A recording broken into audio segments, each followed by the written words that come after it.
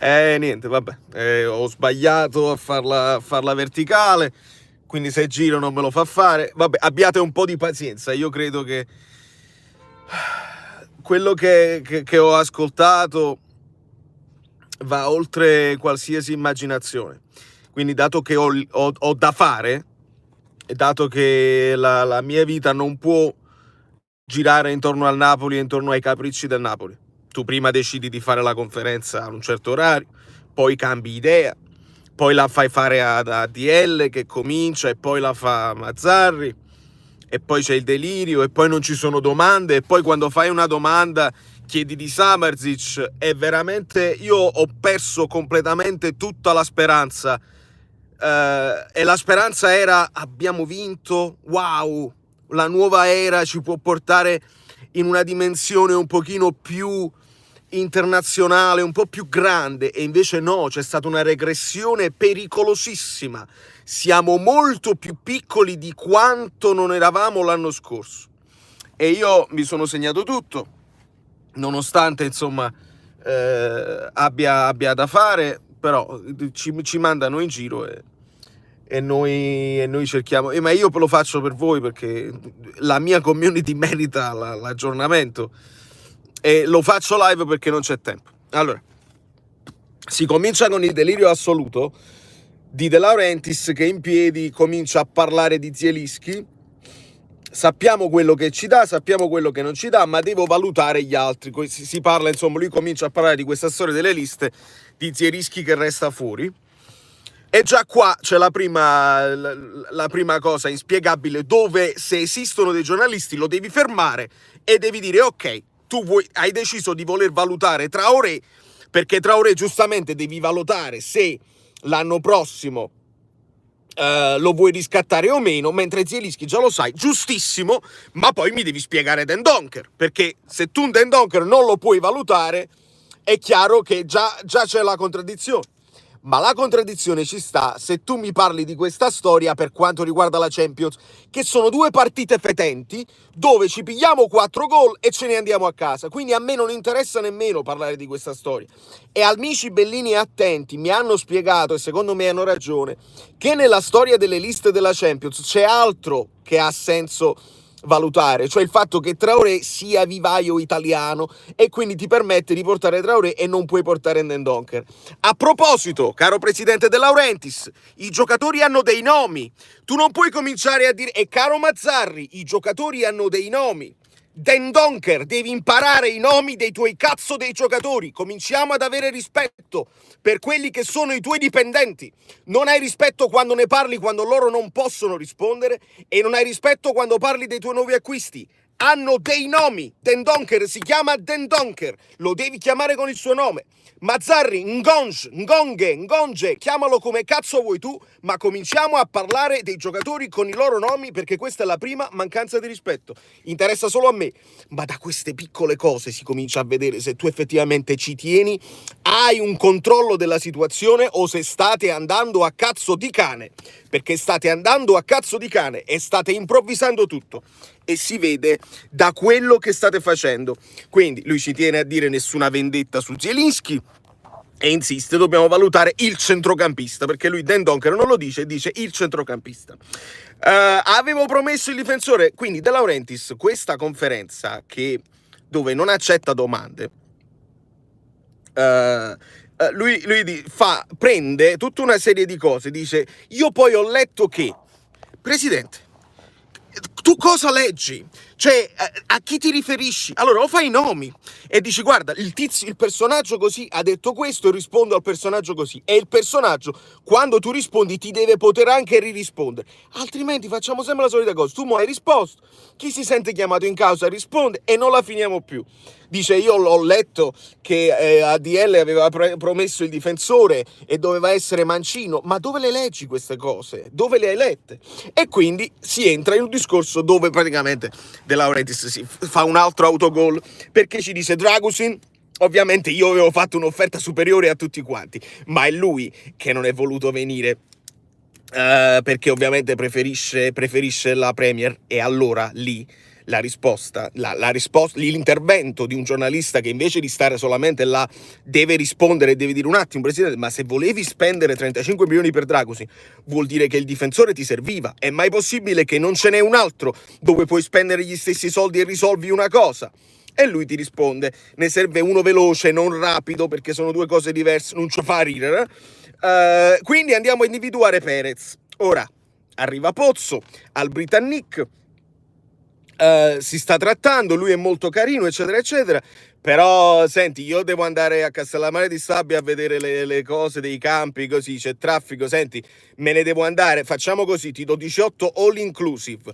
Come cazzo lo stai facendo questo mercato? Che c'hai il tempo da perdere, che devi andare a fare altre cose. Il mercato lo deve fare il direttore sportivo, lo deve fare Meluso, tu devi andare a vedere i campi. Vai a vedere i campi. Non puoi... La trattativa che stai facendo, vabbè dai, me ne devo andare, c'ho tempo da... 18 all inclusive, va bene? E quindi avevo chiuso per Perez, ma poi ti telefonano e dire, vabbè, ma non lo so, se è così, ok, perché? Perché c'erano delle commissioni, perché i contratti sono così, Perez è un giocatore... Lo sapevo io che a Perez, se ti vuoi pigliare Perez, devi dare dei soldi all'Atletico Madrid o a altri agenti. Io lo so, lo devi sapere anche tu, presidente. Anzi, il presidente non lo deve sapere. Il presidente lo deve chiedere a Meluso, lo deve chiedere a chi di dovere. Non è il presidente deve solo staccare l'assegno. Quindi già non ci siamo.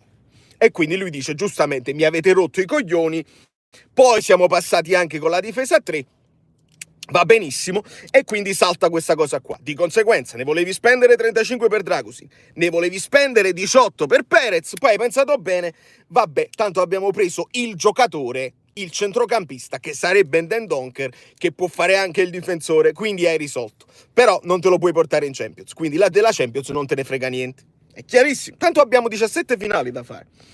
Lindstrom, qua poi raggiunge proprio il massimo del massimo. Tutti gli amici bellini ovviamente mi hanno mandato le cose, ma non c'è bisogno nemmeno che me le mandate. Enzo e tutti gli amici abbonati, delle cose di Transfer Market dove si vede quante partite effettivamente Lindstrom ha giocato a destra. A me non interessa andare a vedere le partite nell'Eintracht, che ha giocato 23 dalla destra, 23 De Laurentiis. Non è tua competenza, non è tua competenza. Ti hanno consigliato male, basta, dici che ti hanno consigliato male e che non ha funzionato questa cosa. Hai preso un rischio, non funziona a destra, oppure basta dire dobbiamo aspettare l'adattamento, come l'ha detto Mazzarri, dobbiamo aspettare l'adattamento, il ragazzo ha qualità, non che ci vieni a dire questo ne ha fatto 23 a destra, quindi abbiamo fatto l'acquisto giusto.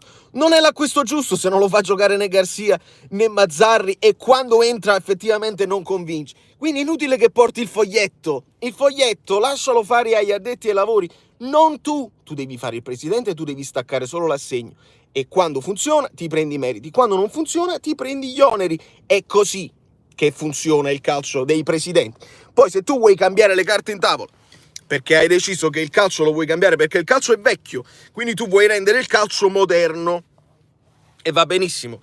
Il calcio moderno, secondo te, è non fare più le conferenze pre-partita, e non fare più, giustamente, perché nata a voto devi dire il fatto che si vede la palla a destra dei giocatori, perché la Lega si entra con le telecamere, ti dà fastidio questa cosa, eppure è un momento di modernità, andare oltre la sacralità dello spogliatoio, non ti piace, benissimo. Quindi non puoi fare più le conferenze pre-partita, roba gravissima per gli sponsor. Quale sponsor puoi trovare domani?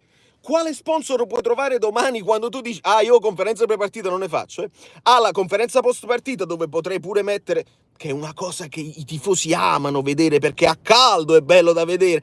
Capisco che l'approfondimento, ma noi lo dobbiamo fare il giorno dopo l'approfondimento, i giornalisti devono fare il giorno dopo l'approfondimento. Quelli che sono i tifosi che gli brucia, che vogliono sapere subito vogliono sapere, il giorno dopo è notizia già antica la partita. Tu vuoi fare il giorno dopo la conferenza, sai quanti sponsor saranno contenti di questa cosa qua? Un domani troverai degli sponsor, faranno la fila per venire a Napoli, sponsor che non vengono messi in mostra in conferenza, perché tu la conferenza partita non la vuoi fare. Complimenti, che visione! Che visione, una roba fantastica. Dopodiché che cosa più? La Lega è un disastro. Le immagini del testicolo dopo partita, ma perché devo parlare? Ne parliamo lunedì, va bene. E poi quello che interviene un giornalista che dice la cosa che più interessa al giornalista e che più interessa ai tifosi, ma Samardžić era un obiettivo, ma a me che cazzo me ne fotte? Ma a me che cazzo me ne fotte di Samardžić che era un obiettivo o no? E quindi dà la possibilità De Laurentiis di dire ma lo sai che gennaio non ti permette, poi lo sai che ci sono gli extracomunitari. Signori miei, De Laurentiis ci aveva lasciato con una conferenza dove ha detto noi a gennaio recuperiamo il tempo perduto con il mercato, e qualcuno si doveva alzare e doveva dire ah sì, tu ci hai sempre detto che a gennaio mercato non si fa e ce lo hai ripetuto adesso, quindi il mercato non ha funzionato perché tu avevi delle idee, poi ti sei rotto i coglioni e poi hai deciso ma il mercato non si fa, è difficile fare il mercato a gennaio, e lo sappiamo, sei tu che ci hai detto che a gennaio recuperavi il tempo perduto e non lo hai fatto. Di conseguenza a me che me ne fotte di Samardžić che hai perso un sacco di tempo appresso a Samardžić e poi ti sei reso conto che è extracomunitario.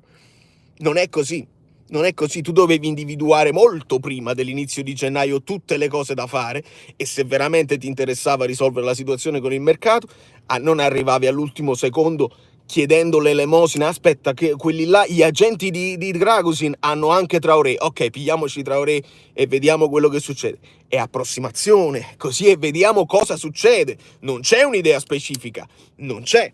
Dopodiché entra Mazzarri, la faccio velocemente perché tanto lasciate il like, io devo chiudere in fretta questa cosa perché tengo il che fare. Il modulo lo vedete domani, i ragazzi abbiamo avuto la settimana tipo, quindi i ragazzi hanno imparato a giocare a 3, altra frase che non ha alcun senso, quindi adesso i giocatori sanno giocare sia a 3 che a 4, voi dite che il calcio sta cambiando, proprio Mazzarri ancorato al passato, sono i giornalisti che dicono che il calcio sta cambiando, lui non ce la fa a dire, a rendersene conto. Voi dite che il calcio sta cambiando, quindi bisogna essere pronti a cambiare in corsa. Vedi che adesso lo possiamo fare perché i giocatori hanno imparato a giocare a 3. Adesso, come Rachmani non giocava a 3, Juan Jesus non giocava a 3 e quell'altro, cioè quindi l'hai insegnato tu adesso a giocare a 3 a loro. Loro non sapevano giocare a 3. Va benissimo.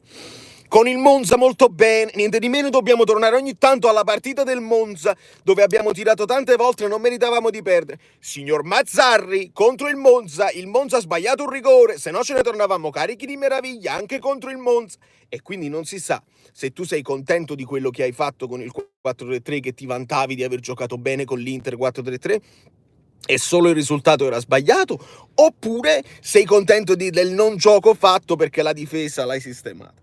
Dobbiamo tirare da fuori aria, questa è la soluzione che trova Mazzarri a tutti i problemi e io sono molto preoccupato onestamente di un allenatore che dice ma quando se non riusciamo ad andare dobbiamo cominciare a tirare da fuori aria. Significa, come lo era per Garcia, che non hai idee, che non lo sai fare, che non hai un piano B quando le cose non funzionano. Tiriamo da fuori aria e vediamo che succede. Male, molto male. Il Verona è sempre ostica, dobbiamo stare attenti. Zielinski, gli chiedono di Zielinski, io la classifica per scaramanzia comunque non la guardo, ma mi dicono che stanno a 4 punti, non funziona più questa cosa, non la guardi, la sai, la devi guardare e ti devi rendere conto, non funziona più questa cosa, la classifica non la guardo, ma mi dicono. La guardi la classifica, la dobbiamo guardare, stiamo facendo questo sport. Mi dicono che stiamo e quindi ci sono 17 finali. Se ci sono 17 finali, amico mio, le diffide non valgono, le diffide non servono a niente, quindi perché una finale, se c'è la finale, tu te la giochi e il giallo te lo spendi, e invece no, visto che sei in diffida e poi salti la partita col Milan, il giallo che fai, te lo spendi o no? Quindi la storia delle 17 finali è una puttanata che dobbiamo cominciare a non considerare più, non funziona più. Zielinski sta male, quindi non viene convocato. 3-4-3 può essere anche molto offensivo, dipende dai giocatori che usi. Andate a vedere col Monza e basta, e parliamo del futuro. Nessuno ha chiesto niente del Verona, io non so come gioca il Verona, non ho idea del nuovo Verona, non ho proprio idea, quindi l'unica speranza che ha il Napoli è prendere il pallone, fare il possesso palla dell'80% e sperare che il Verona la palla non la veda proprio. Quindi riaggressivi, se la perdiamo, riaggressivi alti. Dobbiamo fare qualcosa di diverso dal solito. Dopodiché Oliveira no, Nathan è l'ultimo che abbiamo recuperato, Anghissa sta bene, Traoré forse avrà 20 minuti perché la riatletizzazione eccetera eccetera. I nuovi li ho visti bene, il ragazzo venuto dal Verona, un gonch, non lo puoi chiamare nemmeno con il suo nome, il ragazzo venuto dal Verona, è mancanza di rispetto, Mazzarri. Sentono la pressione, non devono essere tesi, chiedo al pubblico una mano e basta, il pubblico ha dato quello che doveva dare. Lindstrom di base è valido. Siamo pronti a giocare con 2 attaccanti. Ogni volta arriva sta domanda dei 2 attaccanti che non lo fa. Ma dipende cosa si intende, perché se io gioco con Kvara, già sono 3 attaccanti. Se gioco con Politano, Kvara, vabbè, è la solita cosa. Ngonce può fare il 9 o può fare il 7. Signori miei, io vi abbraccio, vi bacio, sono avvilito. Domani si vince contro il Verona, non c'è dubbio. È una cosa, è troppo grave, cioè De Laurentiis, tu dovevi parlare a Palazzo Petrucci con calma davanti a una cosa, tu invece entri a gamba tesa in un'area che dovrebbe essere solo dell'allenatore. Tu devi far parlare, tu non puoi fare più le conferenze prepartita. Le conferenze prepartita sono importanti perché mettono l'allenatore, se ha delle convinzioni, se ci fossero dei giornalisti in un certo modo, sai, gli dai anche uno spunto, gli fai riflettere su qualcosa. Possiamo sapere noi delle cose che sono interessanti e mi interessa sapere il punto di vista dell'allenatore. Invece no, tu entri a gamba tesa, ti prendi il microfono, fai sapere che non vuoi fare più le cose, dici una serie di imprecisioni e di inesattezze e di incongruenze, perché ci dici una cosa poi ci dici il contrario della cosa. Sei andato a vedere i campi, c'era traffico. Non c'è speranza, sul campo se la vedranno i ragazzi hanno la capacità di vincere le partite con momenti di estro, non vi preoccupate sotto questo punto di vista. Dopodiché per il futuro via Mazzarri. Io a questo punto, dopo aver visto anche Italiano che non mi convince tantissimo, io sto pregando per Pioli, perché mentre vorrei un allenatore moderno, giovane, che abbia idee moderne, io penso che nell'ambiente del Napoli, non protetto da nessuno, con la società che ti manda allo sbaraglio e non ti protegge, se li mangiano vivi, un italiano, un palladino, se li mangiano vivi. Quindi l'unica speranza mia in questo momento è un allenatore che comunque abbia la capacità di mettere la squadra in campo e abbia un pochino le spalle larghe come le aveva Spalletti. Quindi se mi parlate di Pioli, io ci spero tantissimo, ma sapete benissimo che arriverà Klopp insieme a Conte, con Mourinho e anche Xavi.